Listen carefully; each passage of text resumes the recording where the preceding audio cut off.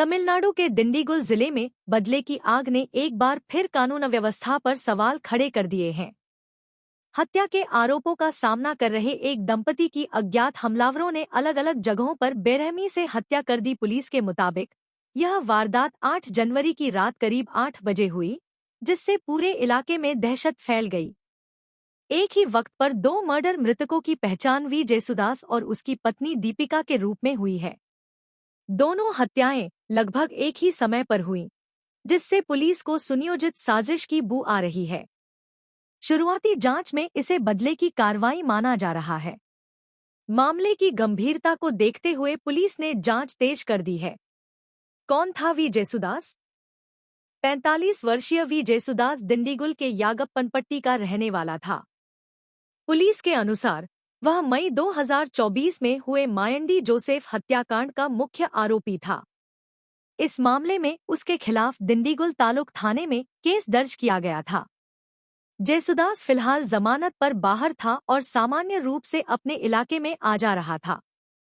हालांकि पुरानी दुश्मनी और हत्या के मामले ने उसकी जान ले ली। पुलिस मान रही है कि उसी केस से जुड़े लोग या परिजन बदले की भावना से इस वारदात को अंजाम दे सकते हैं। पुलिस के मुताबिक जेसुदास को नथमदिंडीगुल रोड स्थित आरएमटीसी नगर के पास घेरकर हमला किया गया। अज्ञात हमलावरों ने धारदार हथियारों से उस पर ताबड़तोड़ वार किए, जिससे मौके पर ही उसकी मौत हो गई। वारदात को अंजाम देने के बाद आरोपी कार में सवार होकर फरार हो गए।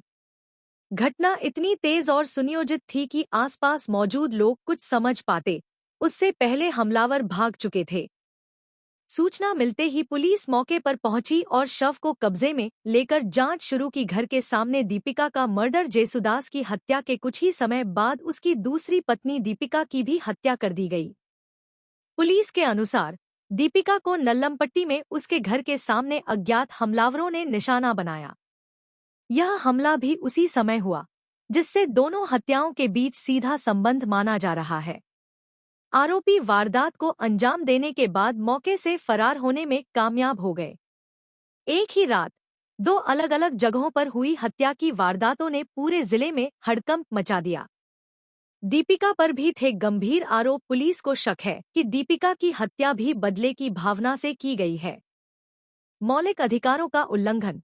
टीएमसी ने ईडी की कार्रवाई को अनुच्छेद 19 और 21 के तहत गोपनीयता का अधिकार और स्वतंत्र एवं निष्पक्ष चुनाव में भाग लेने के अधिकार का हनन। पीएमएलए का दुरुपयोग।